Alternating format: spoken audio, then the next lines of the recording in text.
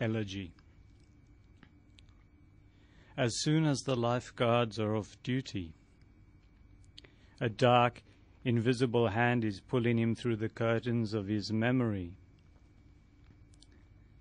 Then his parents, not weeping, are calling out his name, scanning the swimmers in the Cottesloe swell to see the young man who isn't there, who last week had told how he was already elsewhere, within earshot of Allah and free.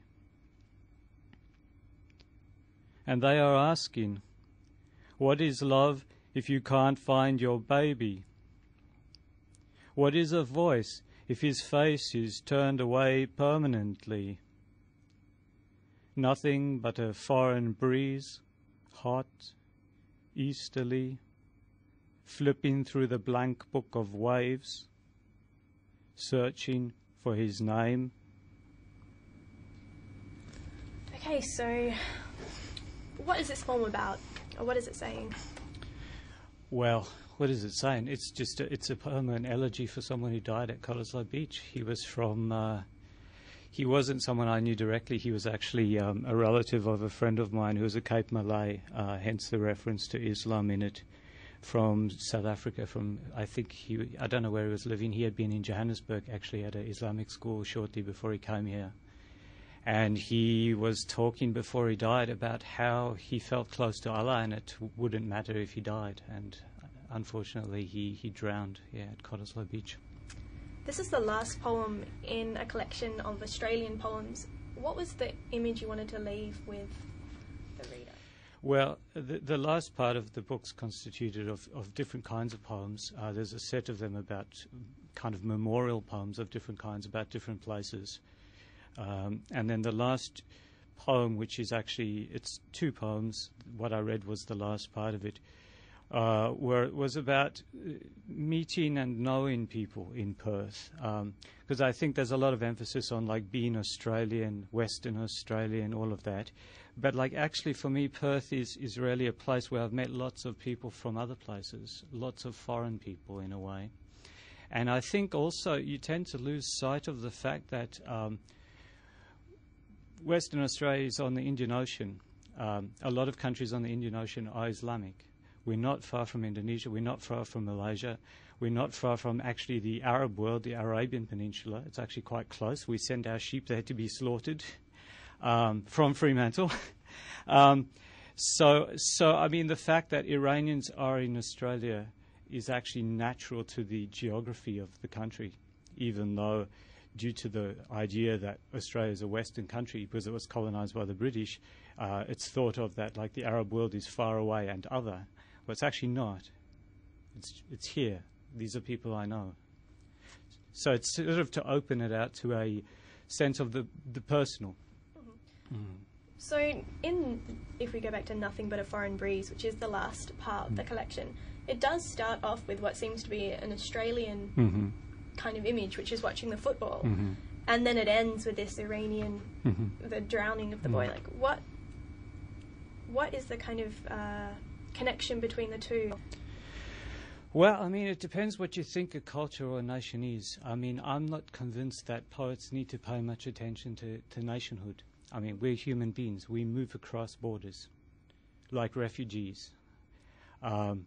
So for me, it's not incoherent. The fact is, those people I know, the one's Iranian, the other's Cape Malay person, they're here. I don't have the conceptual category. I'm not going to exclude them because, like, their nationality is not Australian, whereas Australian football is Australian. And also, I think that the first poem, which you refer to, does refer to Aussie rules, and I think I because I was brought up in South Africa, I have a difficulty with nationality, with nationalism, with mass events. When I see a mass event, I find it quite disturbing because in a mass event, language gets simplified, people get simplified, actions get simplified. In sport, this is the most obvious example of this. In sport, you just get two sides playing. It's like a war, basically. And that's basically why sport has been so heavily promoted in the last sort of 50 years, 60 years, because it was like a way nations could be in conflict without actually having war. I mean, this is sort of how it's often characterized in Europe, for instance. You know, the Germans can play the English and maybe have a small riot afterwards, but it's pretty safe. So, because this is a collection, Australian poems over the last 20 years, what for you is the collection about? You know, if you said it's not nationhood and it's not nationality, what are you... Well, I suppose there's two things. One is. I mean, I lived in Australia. I live in Australia, so it's about those experiences, the poems that came out of that. So it's documentary in that sense. The other side of it is I think that that it's also sort of because I needed to package all the poems together because I think the Australian audiences tend to get distracted by the range of my work. Like one part of my work is about South Africa, one part of my work is about Portugal. There's several other parts of my work that are about different Asian countries I've been to, most recently China, but my first country I went to was Indonesia, and this will at some point be a body of work as well. And I just felt it was time to sort of consolidate them all, because I think because Australia is a young country with not a very, very strong literary context or a literary critical context, people who analyse literature tend to just analyse it in Australian terms, and if the work goes beyond that, it tends to be very difficult to bring back into vision. And I think this is largely because of the nature of the literary context here, which is that like poetry doesn't have a very strong place. Literature itself, I mean, even Patrick White, they constantly criticise him. Poor old Patrick White, you know. He's not really that good. He's not really that readable. Well, he wrote a lot of bloody books. He's good, okay? It just so happens they're long and thick and not many people read them.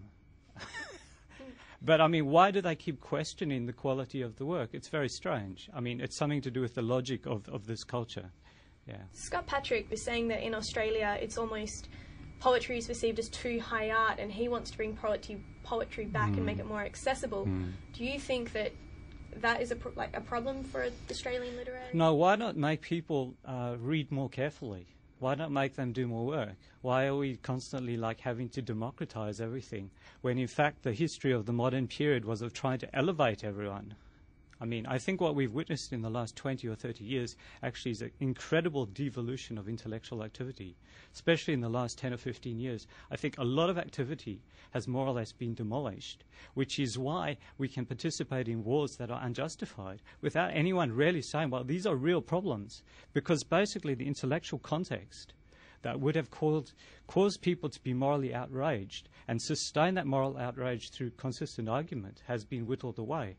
And I think poetry was one of the first elements to go in this, because what a poem is, in a very strange way, is it's the most sophisticated and the simplest of human acts. It's basically a consolidation of the simplest thing, which is saying something to someone. But poems have a long history, and so they've evolved lots and lots of complexities. And I think it's a mistake to sort of think, well, if we reduce the complexities, we'll get more readers. I think we should just remind people that several thousand years has gone into the making of a poem. If they're too lazy to bother with that, well, they're too lazy to bother with that. It's just a fact. I'm not too lazy to bother with it. I mean, it's history we're talking about. It's the evolution of history. I mean,